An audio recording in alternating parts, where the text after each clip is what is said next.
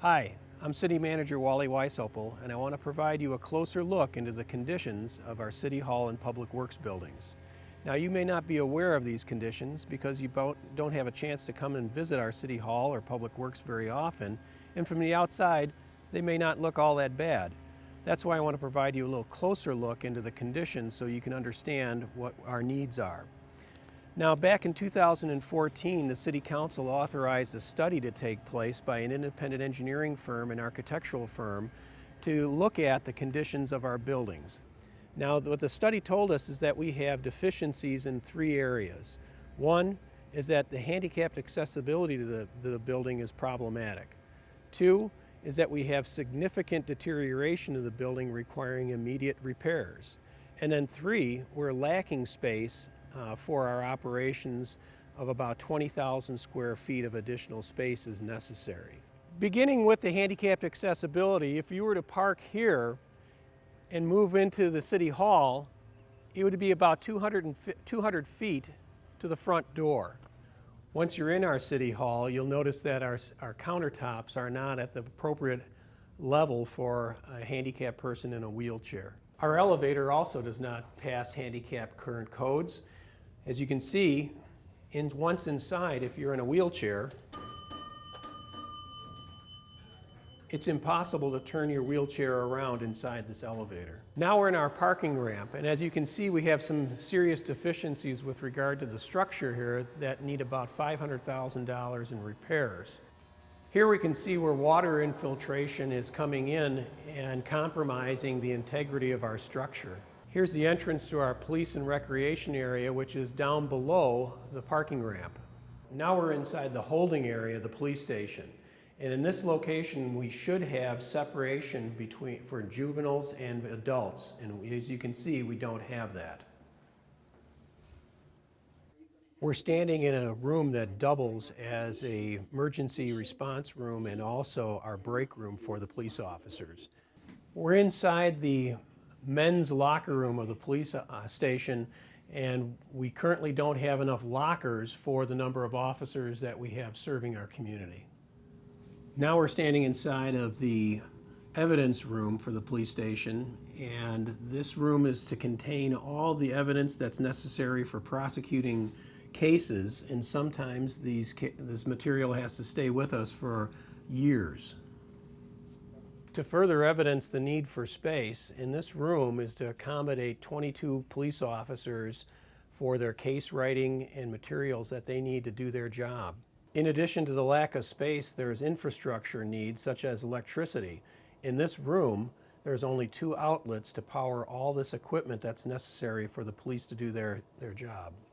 Because of our lack of space in the locker rooms, we've had to improvise inside an outdoor garage for additional storage space for the police officers. These garages have been plagued with water infiltration over the years, causing problems with mold and mildew and damaging the materials and equipment that we keep inside those garages.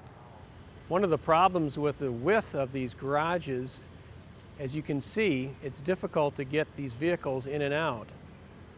Here in the gun range, we need about $70,000 in repairs in order to make this range suitable for the needs of the police department and their certification for firearms training. Now we're inside the fire station in the bays themselves, and you can see that the lack of space we have, which has occurred because over the years, these fire trucks and all of our apparatus have gotten larger and larger. Air quality is also a concern within the fire station. Here you can see that when the particulate matter exhausts out of these trucks into the station itself, we don't have adequate ventilation to recirculate the air. We're standing inside of the office area and sleeping quarters for the fire captains. This doubles the space. They utilize it for their daily work and doing inspections, and then also for overnight sleeping. There is not gender separation within this room. Inside the fire department, we have some storage areas underneath, and these areas are not handicapped accessible, as you can see. Here at the Public Works Garage, we house our street operations, our water and sewer, and here we also keep all of our vehicles. We provide all our mechanic repair. So let's take a closer look and see what kind of conditions we have. First, we're going to take a look at our gas pumps. This is where all of our trucks and our cars come to fuel. And if you notice, there's no canopy overhead that you'll see at most gas stations. One of the problems we have at the Public Works Garage is space. We don't have enough of it. And this will indicate to you when one of our trucks has to come in and get repaired how tight the quarters are for our mechanics to be able to get around and get to service everything. So here at the Public Works Garage, they take care of over 300 vehicles and pieces of equipment. This is one of them that you'll often see in the wintertime, one of our plow trucks. And as you can see, if this truck needs to get repaired, it needs to come in here with the plow on, and it would also have a sander on the back. If that sander was attached to this vehicle right now, you would not be able to walk through that garage door. So also notice up on top how close we are to the ceiling with the boom and also the garage door. Again, this indicates that when this building was built back in the 1950s, it was better suited for the size of the vehicles at that time. Now our big trucks pose a real problem for our mechanics to safely work on these vehicles.